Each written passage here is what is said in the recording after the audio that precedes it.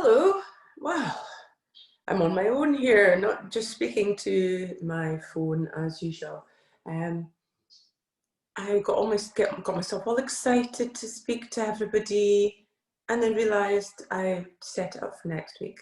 And I even put on my little party dress because normally I'm in yoga kit or my pajamas, hanging around with my 3 cats. So I thought, yeah, I'm still going to do Monday's tea and chat, and I kind of woke up feeling really. It's, I think everyone's starting to feel a little bit like that. And it's very much like I did think, oh no, and I've got to be all cheery with everyone. But that's not real.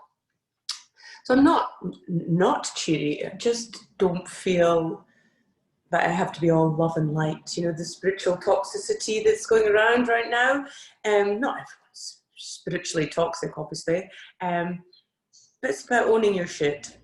Yeah, so that's precisely why I decided to start up the tea and chat again. As much as it embarrassed my children, they said that my voice is annoying and that I come across as a bit strange. So it's been a bit of a journey, and I know it's been a journey for everybody.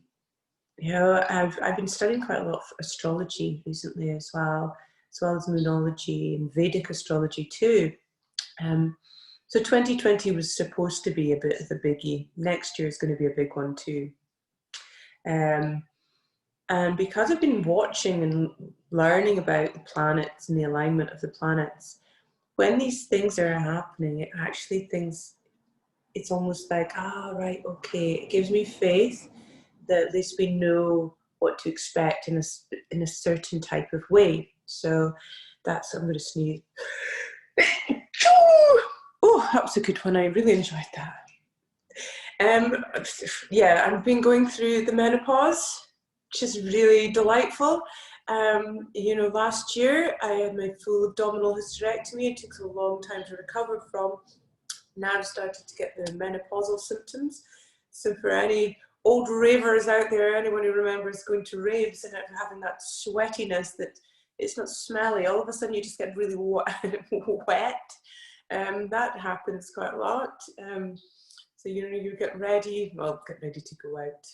Get ready to go walk to the supermarket in Lawrencekirk. That's about it, really.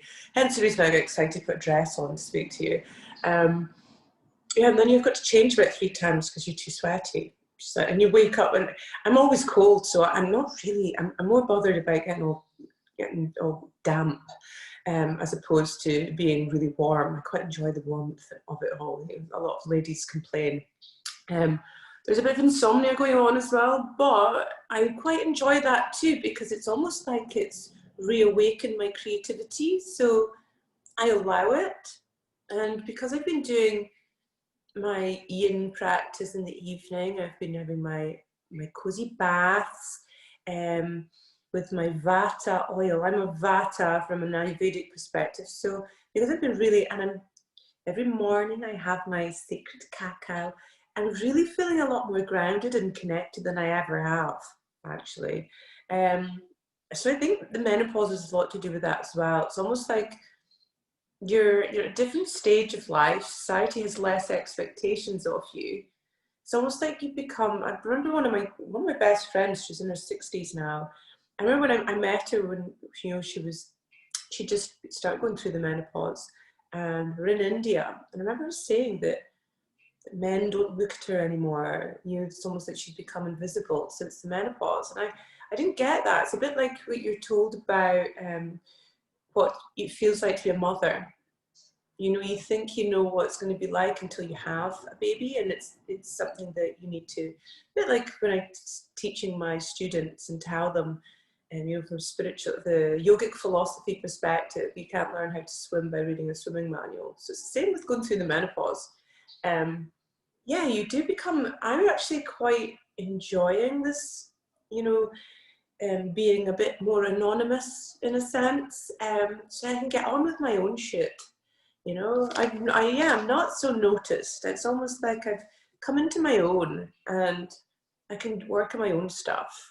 A huge part of my life has been relationships and boys, and I always made poor choices with that anyway. So I've got lots of low energy. I've got not lots. I've got low energy levels compared to what I used to. But again, you know, you're given what you need at that time, and it's time for me to just slow down, sit back, and be. You know, as a Vata, we're always woo, but our energy, we don't. You've got 3 different body types, so you've got Vatas, Pittas, and Kapha. And Kaphas, they're the slower people, the more laid back. They're the reliable, loving people as well. You know, everyone goes, oh yes, you're a Kapha, you're a bit heavy set. No, you're Kapha because you're reliable and you're loving and you're kind. We all need a Kapha in our life. The Vatas are the busy head one, we're the creatives. The Pittas are the fiery ones, the ones that actually get things done. They're the Vatas are the creators, the creatives.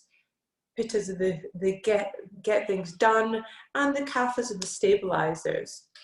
So as a Vata, I've found that I'm like the sacred cacao in the morning, get my establishing a routine, and having that time to just be, and not be so much in my own head. So this menopause thing is actually giving me a little bit more, time to reflect and adjust. And it's almost like it's the same with 2020. Everyone's having to adapt and adjust. So we're just all being given what we need at the right time. So as much as menopause is a little bit shit, really, it's also given me less time for bullshit. Yeah, I used to be a complete people pleaser. I've realised though, it's a lot to do with the way I was brought up. I was brought up to believe I wasn't enough. I've not seen my mother since Christmas Day, since she told me to my face that I was too much, too complex, she'll never know me. She doesn't want to know me. Why can't I be more like my brother? He's so wonderful. So, and I've seen my brother since I went to see him in Thailand, and I think because when our mum left us when we were younger and I was left to bring him up, I've realised why he had terrible anger issues. He was really quite difficult. It was not a nice experience, as much as Thailand's beautiful. And he's not apologised since. I've not heard from him since. Apparently he's back in the country. But I'm not being an asshole. I'm not falling out with my mum or my brother. I'm staying away from their behaviour. If they were going to come to me and say, oh, I'm really sorry, do you want to amend things? I've been building bridges all my life. Bridges that other people have keep breaking, and I keep understanding why they're doing it, but it's not good for me to keep allowing it. So I'm going to love certain people from a distance. I understand, I think now, the fact that my brother was brought up to believe he was really worth it. I was brought up to believe I was a pain in the ass, and I was like irrelevant, and my brother was this little Buddha. So when my mum left us, my dad was 1 month on, month off, and he was quite violent, man, and he wasn't violent to my brother, except once, because my brother wore a necklace. But it was me that I got the brunt of it, and I always thought it was because I deserved it. So that's why I ended up in bad relationships. So there's been a lot of reflection, and there's been a lot of forgiveness and gratitude.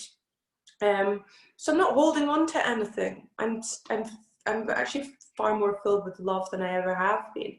But I think with my brother, I went out to see him. I'd had a really the worst Christmas day ever, actually. And because I'd have to just walk out from my mum's house, it was almost like it was a bit of a revelation, because my intuition all my life has been right. But anyway, it's still not nice when your mum tells you she doesn't like you. But I thought I would be able to connect with my brother that I brought up, because our mother hadn't been very kind, but he's used to me being his mother. So when I went out there as his equal, he didn't really know how to deal with it. He was used to me holding his space all the time. I needed my space held. You know, when you're an equal, you balance, and he couldn't do it. And I think that's what it was. It was too much for him. So he became more, he wasn't very nice. Anyway, we won't go into any of that malarkey. So I just don't have time for bullshit. I've got time for love. I do have time for people who are struggling because I want to be there for them, but I'm not going to be projected on, yeah? So this whole time, I think some of you are aware, most of you that do listen to my weird chat, know that just before lockdown, I was told by a surgeon that I probably had melanoma. I was probably going to die, didn't have long to live and all that sort of malarkey. Was introduced to a specialist nurse. And then after, and I had the last operation at ARI, Aberdeen Royal Infirmary, and so got a huge big scar along here. I had to wait for my biopsy while everyone was panicking about COVID. I was coming to terms with my own death. So, so I really applied the kleshas, the obstacles to enlightenment, and one of the biggest ones that as humans we all have is abhinavesha, which is fear of death. I kind of got over myself with that. So when the surgeon called me personally to apologise, but I think he made a call. If I did have it, he rushed me through. He was honest with what he was doing, and so it also was almost like a gift by giving me that, you know, almost like a chance to really make most of things. So yeah, that was quite interesting. So that's what happened there, and yeah, so I thought I was going to die, found out I wasn't, and then I realised, I'm like, okay, I'm going to have to turn my business around, because that was a little bit scary. I wasn't bringing any money in either. It was like really, money wasn't irrelevant, but paying my mortgage and paying for food was. The Haven in Stonehaven, they've been great with supporting the community. They were really helpful with that. They still are with other people. I don't need help with food supplies and stuff like that I did. And I was also really lucky to get the government grant as well. So I've managed to take my trainings online. I didn't think, I was always averse to online yoga.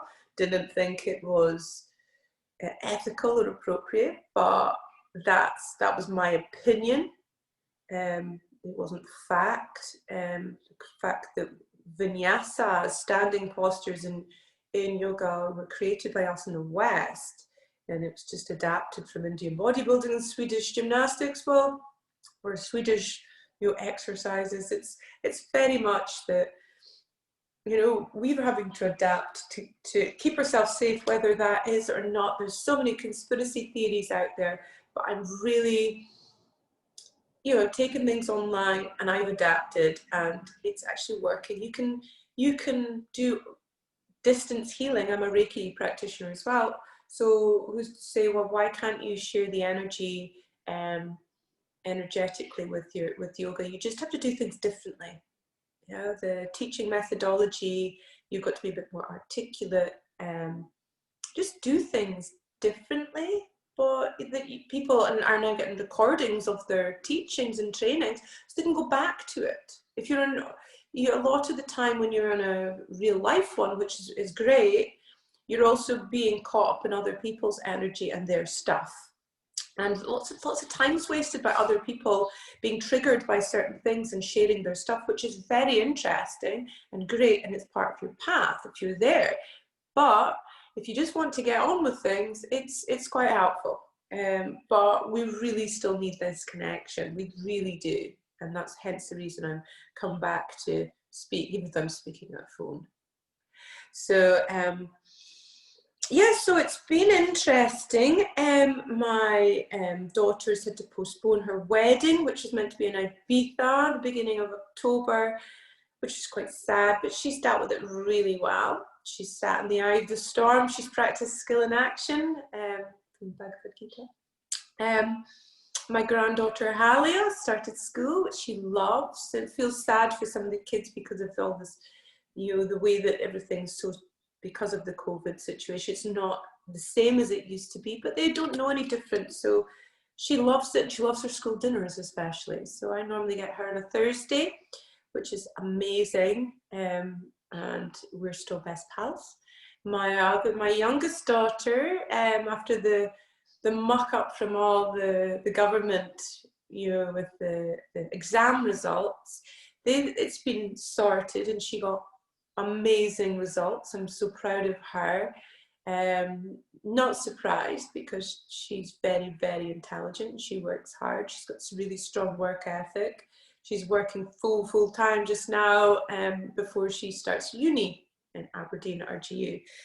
So yeah, I'm very proud of my girls. So been seeing them as much as I can, trying to connect with friends, but mostly I'm doing my practice, or I'm running trainings, or I'm preparing for trainings, or I'm dealing. My last week, I ended up with I've got 3 cats, a 4-bedroom house, and a flea infestation. It's been awful. You can probably see I've still got some scars. Like, it was awful.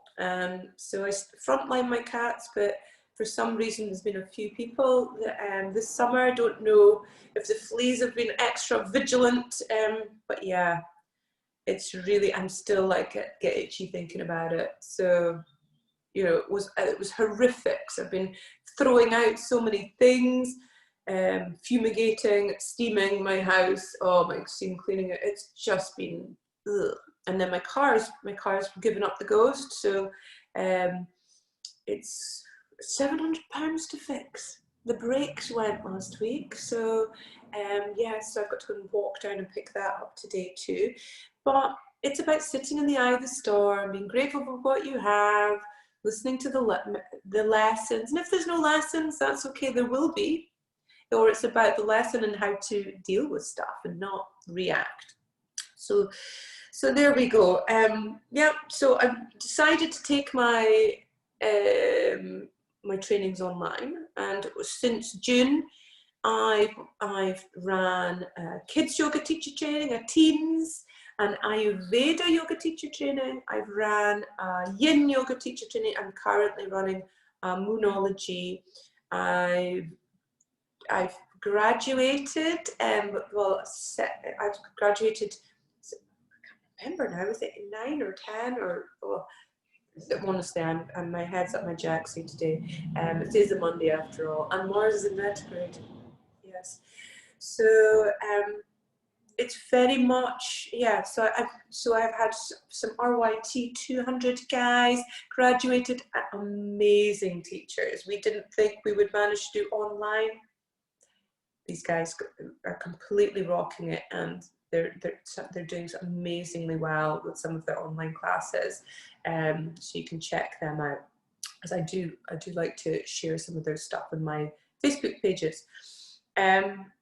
Also, I started another RYT 200. It was an 18-day course, which people go, what? 18 days, you can't become a yoga teacher that time? No, you can't, but that was the intensive of every day, getting up, doing that, plus you have the anatomy module, which is separate with David Keel. But you have a year to complete, and I think that's the thing. I gave them 18 days live, full on, but it's all recorded, and with all the PDFs, other recordings, other things, and none of them have even attempted to graduate yet. We started in July, and basically I gave them all that they need to do. They still need to do online reviews, 2 online reviews every week to prove they're still on the thing. They've got lots of exam papers to deal with, and it's a process, and I'm still there holding their space. Same with all my other guys, the 40 hours, a lot of them, you know, have passed, and a lot are still working their way through, because you have a year to do my courses. So it means you can like pop it into your life. We don't know what's happening. Things keep changing. You know, there's the 6-person rule. I can't see both my daughters at the same time now, because you're only allowed 2 households. It's utterly ridiculous, but we have to do as we're told and keep safe, and so I'm not going to get political at all here, because there's everyone's, there's the fear mongering, but there's also the blame and shamers, there's the pitchfork people just now, and people are acting out of fear, not out of love. And so I'm trying to step away from that. I'm not hiding from it. I'm sitting back and I'm watching, and I'm understanding that the media are manipulating us, definitely. But I'm trying not to be blind to it. I'm just trying to make wise choices without being too naughty. And yeah, it's kind of what life's about anyway. I miss being naughty, I really do. So let's not go into the mask situation and all this conspiracy theories. There's a lot of people now, because they're going into conspiracy theories, are now starting to support Trump as well, which is, it's all very scary. It's almost like the right's going really right, the left's going really left, and it's almost like everyone's against each other. There's a black or white, a right or wrong. Everyone's fighting against each other, having their opinions. Why don't we all be human beings and be ourselves and just do the right thing for us collectively as individuals, instead of trying to search for who's wrong and who's right? It's getting, I'm going to stop now. I'm just getting to, ugh. Anyway, I've been studying Vedic astrology. I've been studying pregnancy yoga, restorative yoga, yoni shakti yoga therapy. I've been studying the neuroscience of trauma, really interesting stuff. I'm going to incorporate that into my yoga for mental health teacher training. I'm also currently training to be a shamanic and tantric priestess. You know, as much as my family and friends that aren't into their spiritual shit will be like, oh, for God's sake, what's she doing now? This has given me so much faith and hope and joy. You know, I'm stuck out here in Lawrencekirk with 3 cats, and I don't want to sit in front of the TV and watch a heap of shite, really. So I've got myself into a little routine. I get up in the morning, have my cup of tea, I have my sacred cacao. I do my asana, I do asana, pranayama, and then my meditation. I'm really I'm working with my tantric hatha practices really deeply now. And I found the way you can really reach your subconscious with the meditation wise is by working through using the asana to connect to your breath, using the breath then to really, you know, like harness the energy, work with pranayama, and really using the biomechanics and the energetics of asana to really get you to a specific place with your pranayama, and then using a specific meditation to reach these places that you don't normally reach. I work with my sacred cacao. I've been working with a few shamanic things as well. I might share with you. I might go into it. And then I have my sacred cacao, and that's when I sit at my altar, and I work with certain deities, goddesses. I've been doing a lot of that sort of stuff as well. Work with the goddess Kali. She is the goddess of 2020. She's the one that everyone's feared of. She's the goddess of destruction, but it's not about destroying things. She's cleaning the path for new things to come. So she is she's the wild woman. She's the one that doesn't take any shit, but she does it with love. Kali, I've been working with the goddess Isis. So she's an Egyptian goddess, and Isis and Osiris. So really incorporating the divine feminine, the divine masculine. And this moon cycle, I work with a different goddess each moon cycle. This moon cycle, I'm working with the goddess Aphrodite, the goddess of love. And I'm really feeling it. It's good. Yeah.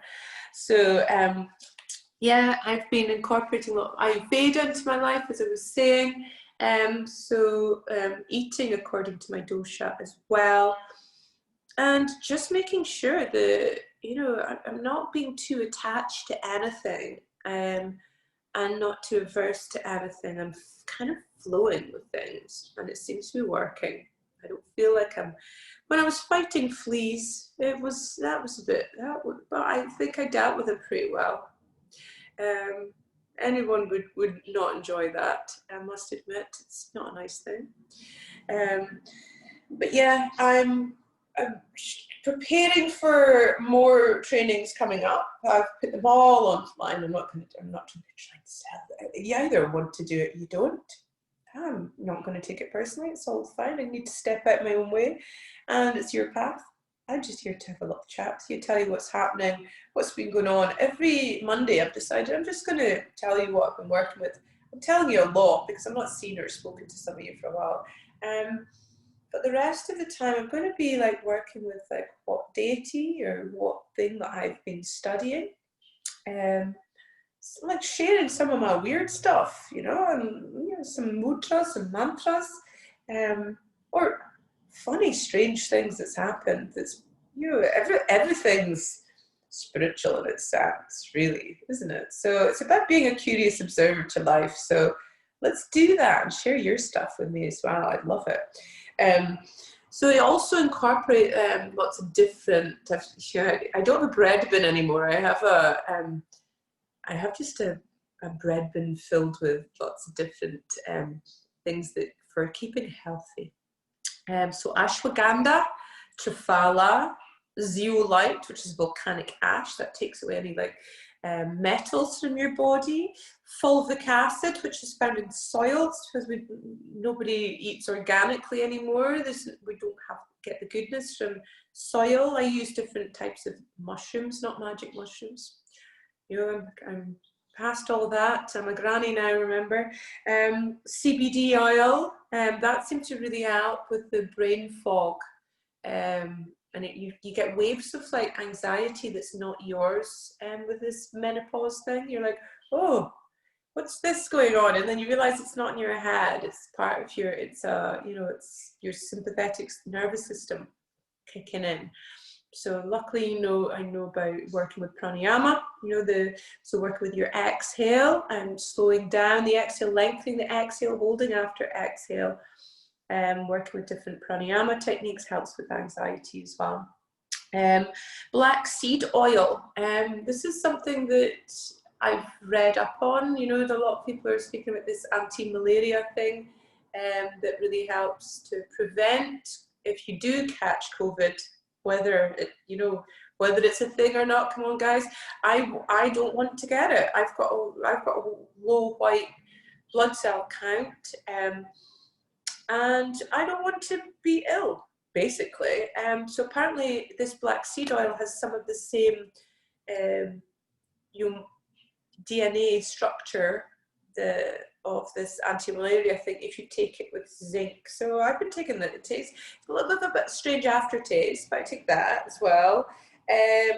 Vitamin D, zinc, what else? Oh, so many other different things. But yeah, I feel pretty healthy actually. It's quite good. I've hit 47. Getting on a wee bit here. I'm not saying that I look good, but I'm feeling all right inside for my age. Inside, I'm actually still a teenager. I feel I still really want to go out and be really naughty. So I'm going to have to channel that energy today, doing other things. So in the evenings, I have a yin practice. I mean, yin is one of my newfound loves as well. And I always have a cozy bath and use oils because that's very vata. And it's not very vata. It actually calms my vata down and gets me feeling calm and settled. Yeah, so that's what's been going on. That's what's been keeping me pretty sane. Just bringing acceptance and love into things. But knowing to have healthy boundaries, owning your own shit, saying sorry and take responsibility for your own shit, but also not owning other people's shit. I've done that most of my life. And I've always used to explain myself, because I felt, I was brought to believe I wasn't good enough. So it's like, oh, because of this, and it was this. And do you know what? If you don't like me, I'm okay with that. You know, I'm actually at that stage now. I'm okay with myself, and I'm happy inside myself. As much as COVID is, there's so much shit going on. So this is the reason why I decided to chat to you. I think I've been chatting for far too long. I'm going to leave you very soon.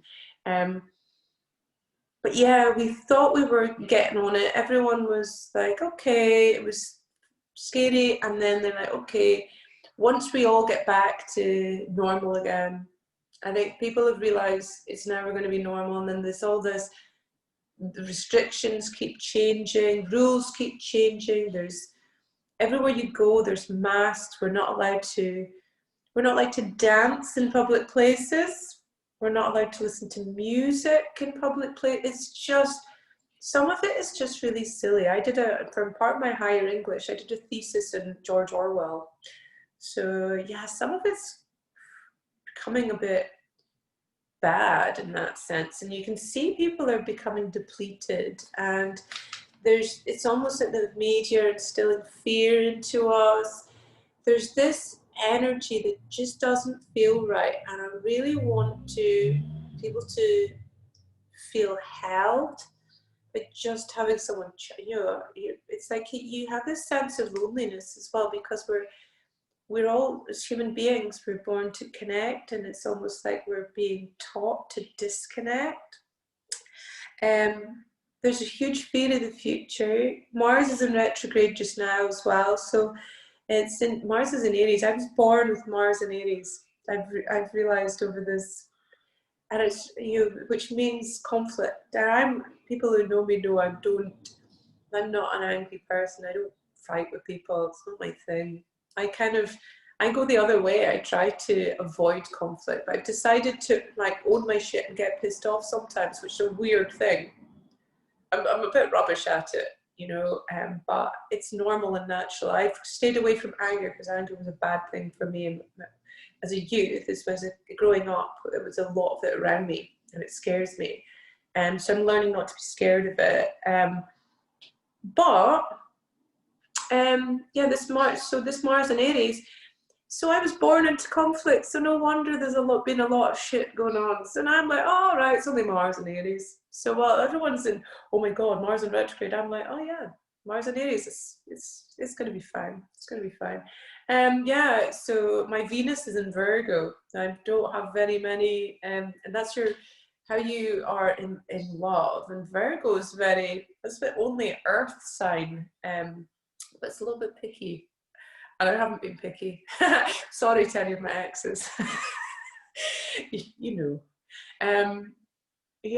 been really interesting. So my moon sign is Libra, and Libra is like, that is what you are internally. So it's about balance, and I'm a Leo sun. But you'll find out if you look up what your North Node and your South Node are. Google it. That's been a life changer for me. Okay, changes everything. Everyone before they start school or in first day of school should be given that. This is your North Node, your South Node. This is what to expect in your life. This is what to work on. So one is your karma, your karmic path, what your lessons. It's going to make your life so much easier if you know that's what you need to be working on, and that's going to be your challenges and your opportunities, your strengths. And when I found out what my North Node and my South Node were, it made absolute sense. And it's some of the stuff I've been avoiding most of my life. So there you go, avoiding, and there's been the troubles. So yeah, have a look into that. If you're into astrology, just Google North Node, South Node. You should get something you can put in your birth date and your time. So I'm going to leave you now with, on the 17th, so coming up, what is it, Thursday I think it is, it's the new moon, but this new moon is quite powerful. I always say that, but we're supported by a big sturdy planet. We're supported by Saturn, so it's going to be holding us up. So new moon is about setting intentions. Figure out what do we really want. What are we going to do? Set these intentions, because they're going to manifest better if we've got Saturn supporting us. So think about what you want to manifest. Be positive. You know, it's all a little bit shit, so let's not make it shit. Let's make reality ours. We can own where we're at, okay? So I'm going to leave you because I've been speaking for ages. It's been so lovely, and hopefully I'll see you next week.